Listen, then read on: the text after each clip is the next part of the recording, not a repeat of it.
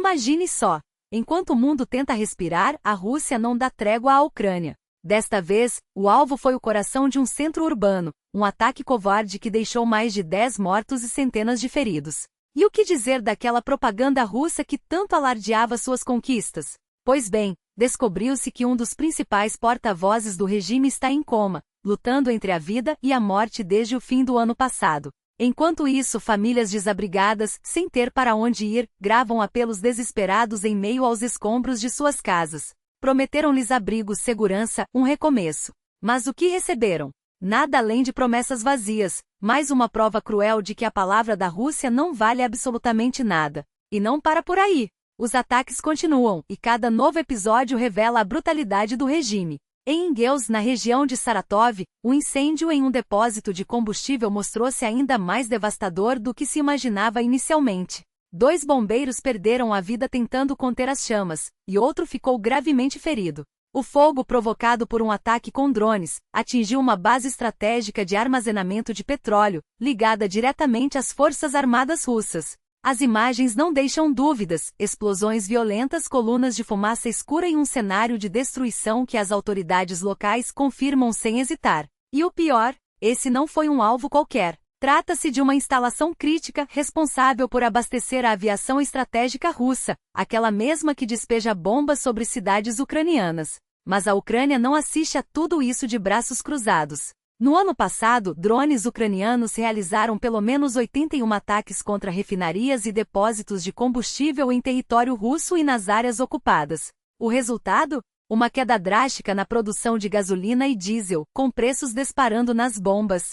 Segundo especialistas, as sanções internacionais e os ataques constantes deixaram o setor energético russo em frangalhos. As empresas agora gastam fortunas para reparar danos, mas com as restrições impostas, até mesmo peças de reposição se tornaram um pesadelo. Os dados são claros: a capacidade de refino caiu 12% e a produção de combustíveis despencou. Em janeiro, o governo russo chegou a proibir a exportação de gasolina para tentar conter a crise, mas o estrago já estava feito. E enquanto Moscou tenta esconder a realidade, os números falam por si. Em dezembro, o litro da gasolina ultrapassou 60 rublos, e o diesel chegou a quase 70. Um aumento brutal em comparação com o ano anterior. Mas o que isso significa para a população russa? Simples: inflação, escassez e um futuro cada vez mais incerto. Enquanto isso, a máquina de guerra segue implacável. No último ataque a Zaporíjia, 13 pessoas foram mortas, outras dezenas feridas, e o número de vítimas pode aumentar. Zelensky não poupou palavras. Nada é mais cruel do que bombardear civis sabendo que vidas inocentes serão destruídas. Precisamos de mais pressão sobre a Rússia, de mais apoio à Ucrânia, porque só a força pode pôr fim a esta guerra e garantir uma paz duradoura. A cada dia, a resistência ucraniana prova que não vai recuar. E cada ataque russo, cada vida perdida, só reforça a determinação de um povo que luta por sua liberdade. A pergunta que fica é: até quando o mundo vai assistir a essa barbárie sem agir? Apoiar a Ucrânia não é apenas uma questão de solidariedade, mas de justiça. E você já fez a sua parte? Um like, um comentário, uma assinatura podem fazer a diferença. Afinal, cada gesto conta quando se trata de expor a verdade e dar voz àqueles que precisam ser ouvidos. Não deixe que o silêncio seja cúmplice da opressão. Esse discurso de que a aviação russa está apenas enfrentando problemas climáticos não passa de uma cortina de fumaça para esconder uma realidade muito mais dura. Cada bomba que deixa de cair sobre cidades ucranianas não é um alívio temporário, é o resultado de uma máquina de guerra que começa a falhar. E não se enganem, quando um regime como o de Putin recorre a desculpas vagas como neblina ou gelo nas asas, é porque já não consegue mais esconder suas fraquezas. A verdade é que os depósitos de munição estão sendo destruídos, as rotas de suprimento estão sob ataque, e cada dia que passa, a Ucrânia prova que a superioridade russa é um mito sustentado por propaganda. Mas o que mais choca não é apenas a mentira, é a frieza com que ela é contada. Enquanto analistas pró-Kremlin como Figuerbomber tentam vender a ideia de que o sistema de relatórios é mais importante do que os alvos reais, corpos de civis se acumulam em Kharkiv, em Zaporizhia, em cada cidade que ainda ousa resistir. Eles falam em gráficos bonitos e metas de lançamento como se fossem executivos de uma multinacional, não cúmplices de crimes de guerra. E o pior, enquanto o mundo debate se essas bombas estão caindo por acaso, ou por erro, famílias inteiras são apagadas do mapa. Não há erro quando o objetivo é o terror. Não há acidente quando crianças são enterradas sob escombros. E se engana quem pensa que essa guerra se limita às fronteiras da Ucrânia. O que está em jogo é muito maior. É a segurança do mundo livre. As revelações sobre o financiamento russo ao Talibã para matar soldados americanos não são apenas um escândalo, são uma declaração de guerra. $200 mil por cabeça. Não é guerra híbrida, é terrorismo patrocinado por um Estado. Não é desinformação, são documentos, nomes, provas irrefutáveis de que o Kremlin, anos antes de invadir a Ucrânia, já travava uma guerra suja contra o Ocidente. E enquanto Washington se distrai com eleições e divisões internas, Moscou continua a semear o caos, não só com bombas, mas com dinheiro sujo, mercenários e uma rede de corrupção que se estende do Afeganistão à África. A pergunta é, até quando vamos normalizar isso? Até quando vamos aceitar que um regime que paga para assassinar americanos, que bombardeia hospitais e que mente descaradamente sobre suas próprias derrotas continue a ditar as regras do jogo? A Ucrânia não está lutando apenas por seu território, está lutando por um mundo onde a lei ainda valha mais do que a força bruta. E se não agirmos agora, se não pressionarmos nossos governos a cortar o financiamento dessa máquina de morte, se não exigirmos consequências reais, estaremos todos condenados a viver sob a sombra de um império que não conhece limites. O silêncio não é neutralidade, é cumplicidade. E cada vez que você compartilha a verdade, cada vez que você cobra seus representantes, cada vez que você recusa a narrativa do opressor, você está do lado certo da história. A pergunta não é se podemos fazer a diferença, é quando vamos parar de fingir que não podemos. O momento é agora. A escolha é sua. Eles querem que você acredite que esta guerra é apenas sobre a Ucrânia. Mas a verdade é que o Kremlin já declarou guerra ao Ocidente, e não apenas com palavras. Cada cabo submarino sabotado, cada avião europeu forçado a desviar rotas por interferências russas em Kaliningrado, cada centavo financiado a grupos terroristas para assassinar civis em solo ocidental é um ato de agressão deliberado. E o pior, eles fazem isso porque sabem que podem. Porque o Ocidente ainda hesita em responder com a força que a situação exige. A Rússia não está apenas travando uma guerra híbrida. Ela está executando um plano de desestabilização global, e cada dia de inação é um convite para que avancem mais. Quando Putin diz que o Ocidente é o inimigo, ele não está blefando. Quando seus generais ameaçam consequências nucleares, não é retórica vazia. E quando propagandistas como Margarita Simonian justificam o assassinato de civis com discursos sobre vontade divina, não são apenas palavras, são ordens disfarçadas de ideologia. Mas aqui está o que eles não querem que você veja: a máquina de propaganda russa está ruindo. Simonian, a voz mais estridente do regime, sumiu das redes desde dezembro. Não por escolha, mas porque seu marido, Tigran Keusayan, está em coma após uma parada cardíaca. Ela que por anos espalhou ódio e mentiras, agora implora por orações. Mas não para as vítimas de suas próprias palavras, e sim para si mesma. A mesma mulher que filmou lágrimas encenadas para a câmera, que celebrou a invasão da Ucrânia e prometeu destruir nações inteiras, agora se esconde atrás de um drama familiar. Coincidência? Não. É a ironia cruel de um sistema que devora até seus próprios arautos. E Keusayan, um propagandista que aplaudiu a guerra, que chamou ucranianos de inimigos e prometeu acabar com eles, que ameaçou o Cazaquistão e riu da ideia de que a Rússia algum dia seria responsabilizada. Agora seu corpo traiu a mesma arrogância que ele pregava. Mas não se engane, enquanto ele luta pela vida, seus cúmplices continuam matando. Enquanto Simonian pede misericórdia, seus colegas no Kremlin planejam o próximo ataque. Enquanto o Ocidente debate sanções, soldados ucranianos morrem sob fogo russo, fogo pago com o dinheiro que deveria estar alimentando hospitais, escolas e vidas, não tanques e drones kamikazes. A pergunta não é se o Ocidente entende o jogo. A pergunta é, até quando vamos fingir que não vemos as regras? Cada dia de hesitação é um dia a mais de sangue derramado. Cada voto contra ajuda militar à Ucrânia é um voto a favor de Putin. Cada vez que um líder ocidental repete o mantra da diplomacia, enquanto Moscou bombardeia cidades, ele está assinando mais atos de morte. Não há neutralidade possível. Ou você está do lado daqueles que resistem, ou está do lado dos que destroem. E não se iluda, a Rússia não vai parar na Ucrânia. Eles já estão testando os limites, sabotando infraestrutura crítica, infiltrando agentes, espalhando desinformação para dividir sociedades. Se não forem contidos agora, amanhã será tarde demais. O mundo já viu isso antes. Em Ruanda, na Bósnia, na Síria. A história não perdoa quem fecha os olhos para o genocídio. e a história está sendo escrita agora, neste exato momento. Então, o que você vai fazer? Continuar assistindo de braços cruzados enquanto propagandistas como Simonia e Kyozayan riem da sua passividade? Ou vai levantar a voz, pressionar seus líderes, exigir que o Ocidente pare de alimentar o monstro com concessões? A escolha é simples. Mas o preço da indecisão é a liberdade, a sua, a de seus filhos, a de todos nós. O tempo de acordar é agora. Porque quando a última linha for cruzada, não haverá mais volta. E o mundo não perdoará quem escolheu o silêncio. Eles avançam. Primeiro foi Raqqa, depois as aldeias felizes de Krasnoorivka, e agora, como se não bastasse, tentam engolir Novomikhailivka sob o controle da Federação Russa. Enquanto isso, os guerreiros de teclado do Kremlin, aqueles mesmos que nunca pisaram em uma trincheira, celebram cada metro conquistado como se fosse uma vitória épica. Os propagandistas militares como Vladimir Romanov não se cansam de distorcer a realidade.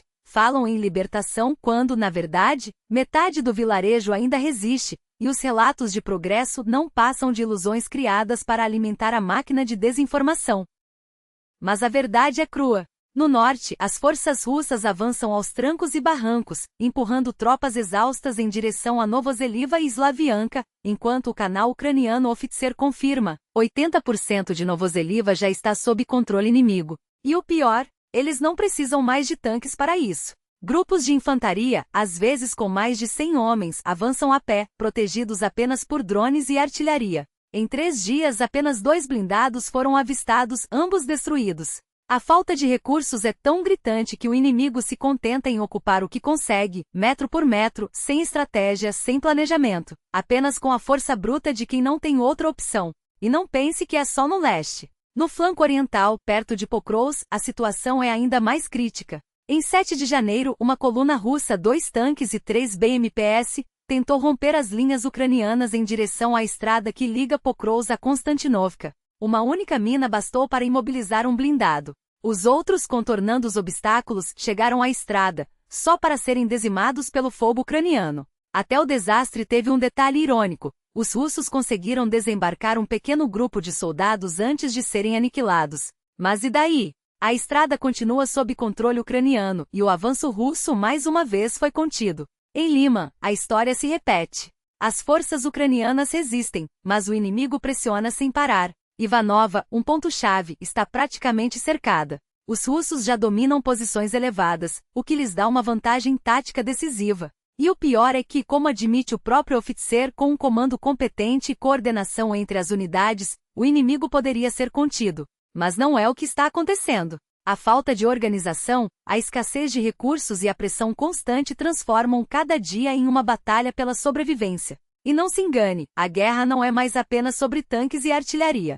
Os drones dominam o campo de batalha. Cada vez mais, são eles que decidem o rumo dos combates, seja para reconhecimento, seja para ataques precisos. Enquanto isso, o Kremlin gasta bilhões em propaganda, mas não consegue esconder a realidade. Suas forças estão exaustas, suas linhas de suprimento são frágeis, e cada avanço custa caro demais.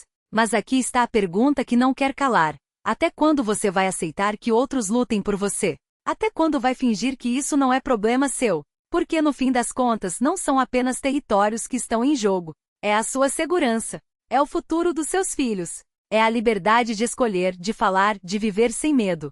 E se você acha que isso não vai chegar até você, lembre-se, a censura já está aí. O Kremlin não se contenta em controlar a narrativa da guerra, ele quer controlar o que você vê, o que você lê, o que você pensa. Sites bloqueados, redes sociais monitoradas, VPNs perseguidas. Eles querem um país isolado, onde a verdade seja apenas o que o Estado decidir que é verdade. Mas você pode resistir, pode apoiar quem ainda luta pela transparência. Pode usar ferramentas que garantam o seu acesso à informação real, sem filtros, sem manipulações. E acima de tudo, pode fazer a diferença, não apenas com palavras, mas com ações.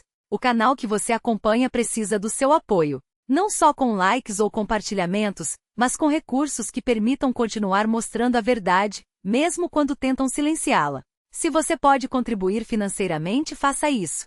Se não pode, apoie de outras formas. Mas não fique parado. E se a censura já chegou até você, saiba que há uma saída. Um VPN não é apenas uma ferramenta para driblar bloqueios. É um escudo contra a vigilância, uma garantia de que suas informações não serão roubadas ou usadas contra você. É um ato de resistência. E ao usá-lo, você também apoia quem ainda tem coragem de falar.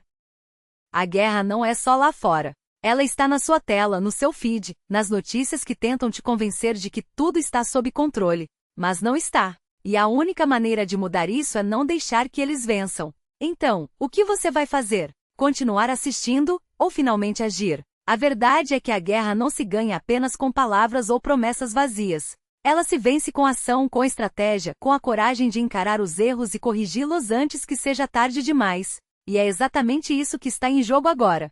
Cada drone abatido, cada posição defendida, cada soldado que volta para casa são vitórias que não podem ser medidas apenas em números. São provas de que mesmo diante do caos, há quem ainda lute com inteligência e determinação. Mas não se engane, o inimigo também aprende. Ele observa, adapta-se, e se não estivermos um passo à frente, seremos engolidos pela própria complacência. Aqui não há espaço para ilusões. As falhas na logística, na preparação, no fornecimento de armas não são apenas problemas burocráticos, são vidas em risco. Cada fuzil que falta, cada munição que não chega, cada treinamento apressado é uma brecha que o adversário explorará sem piedade. E quando isso acontecer, não haverá desculpas que apaguem o sangue derramado. Mas há uma escolha.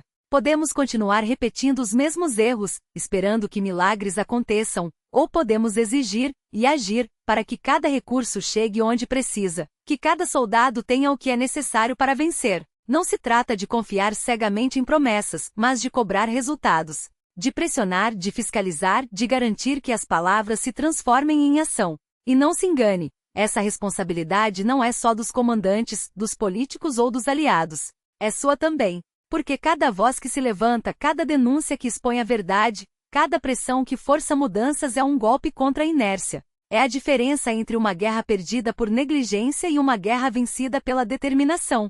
Então, o que você fará? Fingir que o problema não é seu? Ou assumir que, nesta batalha, todos têm um papel, e que o silêncio é cumplicidade? A linha de frente não espera. E o tempo definitivamente não está do nosso lado. Dos psicólogos especializados. Há resultados concretos como o retorno de combatentes ao fronte e a recuperação de unidades antes desestabilizadas. Mas a realidade é mais complexa. O maior desafio não está nas trincheiras, mas na motivação dos comandantes de médio escalão, aqueles que lideram os soldados na linha de frente. E aqui os números falam por si. Entre 150 e 55 deserções, não por covardia, mas por um sistema que falha em sustentar quem arrisca a vida. Não se trata de casos massivos de abandono de posições, mas de uma distorção perigosa, confundir ausências com deserção, como se a falta de apoio fosse culpa de quem já deu tudo. Não existe uma solução mágica. É preciso atacar cada problema, não só nas forças terrestres, mas em toda a estrutura militar. Cada baixa em uma brigada é um reflexo direto de decisões que afetam a moral das tropas. E a ordem já foi dada, as autoridades e o Ministério da Defesa têm a missão de reverter esse quadro. Eu mesmo estou envolvido na busca por oficiais capazes de liderar com humanidade, prontos para assumir o comando assim que as mudanças forem aprovadas. Agradeço aos jornalistas que expuseram essas falhas, mas também peço que se lembre, neste exato momento, soldados estão ganhando experiência de combate, provando seu valor e reagindo não só às injustiças, mas também à falta de reconhecimento por seu sacrifício.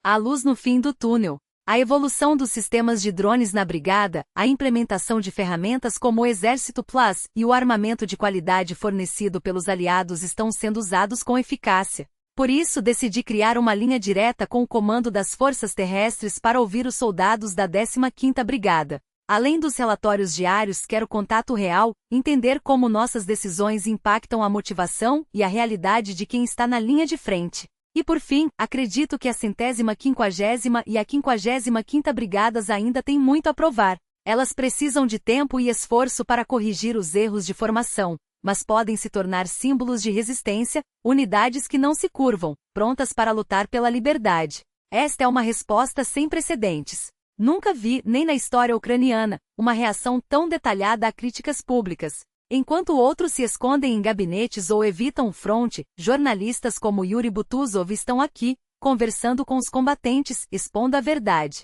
E o comando responde. Não é teatro. As medidas anunciadas mostram que há vontade de resolver os problemas. Como disse o comandante da direção de Bakhmut, o general explicou tudo com clareza. Agora, é hora de agir. Ele sabe do que fala. Depois de estabilizar uma situação crítica no grupo tático de Luz, onde tudo parecia perdido, ele provou que mudanças são possíveis. Mas os desafios não param. A 150ª Brigada, por exemplo, foi enviada ao fronte de forma fragmentada, misturada a outras unidades, antes mesmo de concluir seu treinamento. E enquanto isso, na França surgem questionamentos sobre o uso de recursos militares ucranianos, como se a prioridade não fosse vencer a guerra, mas satisfazer burocracias. A resposta é clara: nossas forças são para defender a Ucrânia, não para serem desmanteladas por interesses alheios. Enquanto isso, a justiça age. Um comandante de uma das companhias da brigada foi detido por abandonar seu posto e incitar subordinados a fazer o mesmo.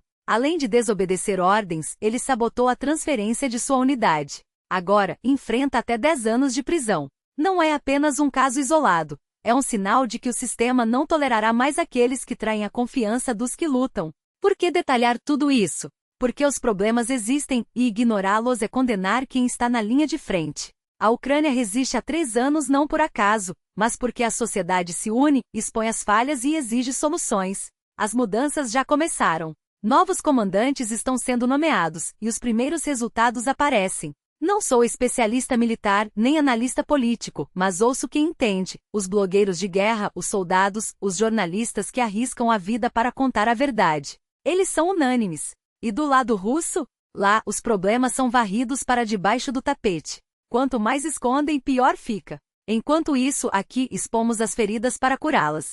Como revelou um canal de notícias, no 57º Regimento de Fuzileiros, o comandante Alexei Barinov não só nega tratamento médico a soldados feridos, como os envia para morrer em ataques suicidas. Em vez de encaminhá-los para avaliação médica, ele os mantém na linha de frente, e eles caem um a um por sua negligência. Barinov, com nome e posto conhecidos, age impune. Quantos já morreram por sua crueldade? Quantos pais, filhos e maridos perderam a vida porque um oficial decidiu que suas vidas não valiam um atestado médico? A guerra não se vence apenas com armas. Vence-se com justiça, com líderes que inspiram e com uma sociedade que não fecha os olhos. A Ucrânia já provou que pode se reinventar. Agora é hora de mostrar que mesmo nos momentos mais difíceis, a verdade e a ação são as únicas saídas. O silêncio não nos salvará. A indiferença não nos protegerá. E o tempo, como sempre, não espera.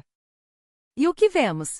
Um sistema que não apenas tolera, mas precisa da crueldade para funcionar. Um oficial bêbado que manda soldados doentes para a morte não é um erro, é uma engrenagem. Um médico que ignora feridos não é incompetente, é um cúmplice. E os generais que cobrem esses crimes?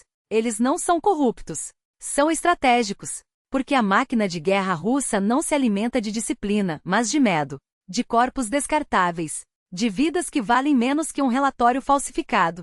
E quando esses corpos são os seus? Quando o soldado que cai não é um número em um mapa, mas o filho de alguém, o pai de alguém, o irmão que você jurou proteger. A Rússia não vê pessoas. Vê recursos. E recursos não têm direitos. Não têm voz. Não têm escolha. São empurrados para a linha de frente até que seus ossos se misturem à lama, até que suas famílias recebam uma carta padrão com palavras vazias. Morreu como herói. Como se isso apagasse a verdade, ele não morreu por uma causa. Morreu porque alguém decidiu que sua vida não valia um exame de sangue. E o que acontece quando a guerra chega às cidades ocupadas? Quando as promessas de libertação se transformam em escombros e mentiras. Em Mariupol, milhares de pessoas viram suas casas serem reduzidas a pó, não pelos bombardeios ucranianos, mas pelos tratores russos. Casas demolidas. Documentos queimados. Famílias jogadas nas ruas, enquanto construtoras ligadas ao Kremlin erguem prédios de luxo sobre os destroços. Vocês serão realojados, prometeram. 3 anos depois, crianças celebram o Ano Novo em barracões, idosos dormem em abrigos improvisados, e os que ousam reclamar são chamados de ingratos. Porque para Moscou, a ocupação não é sobre reconstruir, é sobre apagar. Apagar memórias. Apagar identidades. Apagar até a esperança de que um dia aquelas paredes voltem a ser um lar. E não pense que isso é só lá fora. A mesma lógica que devora vidas no fronte devora comunidades dentro da própria Rússia. Em Penega, uma estrada de 18 quilômetros, virou uma promessa vazia repetida desde 2013. Enquanto isso, moradores atravessam rios em balsas quebradas, crianças vão à escola entre nós, e um homem com a perna fraturada agoniza por 3 dias porque não há como transportá-lo. Vamos construir, dizem os burocratas. Em algum momento.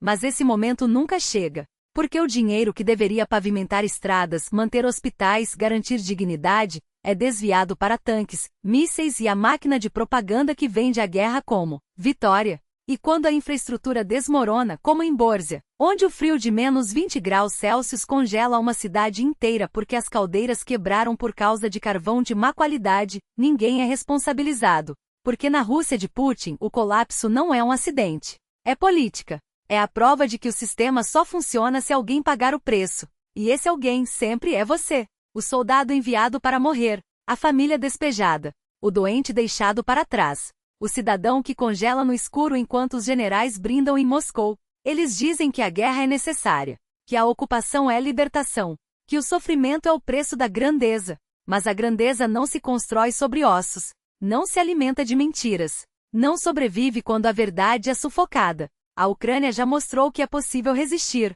que é possível escolher a vida, mesmo quando o mundo parece desabar. E se há uma lição nessa guerra, é esta: nenhum império se sustenta no silêncio, nenhuma tirania sobrevive à luz, e nenhuma mentira, por mais bem contada que seja, resiste ao peso das vozes que se recusam a calar. O tempo está acabando. Para os que lutam, para os que sofrem, para os que ainda acreditam que o amanhã pode ser diferente. A pergunta não é se o sistema vai ruir, é quando. E a resposta depende de uma coisa só: de quantos de nós ainda estamos dispostos a dizer basta. Eis a verdade nua e crua: enquanto o frio congela os ossos de um povo, o regime aquece suas mãos com o sangue de outro. Não é coincidência. Não é descuido. É escolha. Uma escolha tão fria quanto os radiadores vazios, tão calculada quanto os discursos que culpam as vítimas pelo gelo que as mata. Porque um Estado que prioriza tanques em vez de caldeiras não é incompetente, é criminoso. Um Estado que prefere bombardear hospitais a consertar encanamentos não tem falhas de gestão. Tem uma bússola moral quebrada, apontando sempre para o mesmo norte: o lucro da guerra e o controle pela miséria. Eles dizem que o problema são os moradores que roubam água. Como se alguém em menos 20 graus Celsius escolhesse desperdiçar o pouco calor que lhe resta. Como se a dignidade humana fosse um luxo a ser racionado, enquanto os cofres públicos sangram em nome de uma guerra sem fim. Mas a mentira tem pernas curtas. E os números não mentem. Quando a temperatura dentro de casa cai para 12 graus, não é o cidadão que falha. É o sistema que o abandona. Quando crianças tremem de frio enquanto burocratas inventam desculpas, não é a população que é irresponsável. É o poder que se tornou insuportável. E aqui está o paradoxo mais cruel. Esse mesmo Estado que deixa seu próprio povo congelar é o que se gaba de proteger fronteiras imaginárias. Que gasta bilhões em mísseis para destruir, mas não encontra um rublo para consertar o que já está construído. Que envia jovens para morrer em trincheiras, enquanto os velhos morrem em apartamentos sem aquecimento. Não é incompetência. É projeto. Um projeto de dominação que começa com o desmantelamento da esperança, tijolo por tijolo, caldeira por caldeira, voz por voz silenciada. Mas eis a boa notícia: nenhum projeto de opressão resiste à força de quem se recusa a aceitá-lo. Quando as pessoas param de acreditar nas desculpas, quando deixam de temer as ameaças, quando entendem que o frio não é um acidente mas uma arma, aí sim, o jogo começa a virar. Porque a história não é escrita pelos que têm o poder, é escrita pelos que têm a coragem de tomá-lo de volta. E essa coragem, meus amigos, está fervendo nas ruas, nos apartamentos gelados, nas redes que não se calam. O inverno russo não é apenas uma estação, é um teste. E a pergunta que ele faz não é se você vai sobreviver ao frio, é se você vai deixar que o frio e os que o impõem definam o seu futuro. A resposta está em suas mãos. Literalmente. No botão que você aperta para ligar o aquecedor improvisado. Na voz que você levanta para exigir o que é seu por direito. No gesto mais simples e mais revolucionário de todos: não se render. Porque no fim das contas, o verdadeiro inimigo não é o termômetro. É a indiferença. E a única coisa mais fria que menos 20 graus é a alma de quem assiste a tudo isso e ainda acha que não é problema seu. Mas se há uma lição que o gelo ensina, é esta: quando a temperatura cai, as máscaras caem junto. E o que sobra é a verdade nua. Sobre o regime, sobre o povo, sobre o que realmente importa. E essa verdade, meus caros, é quente o suficiente para queimar tudo, inclusive o medo.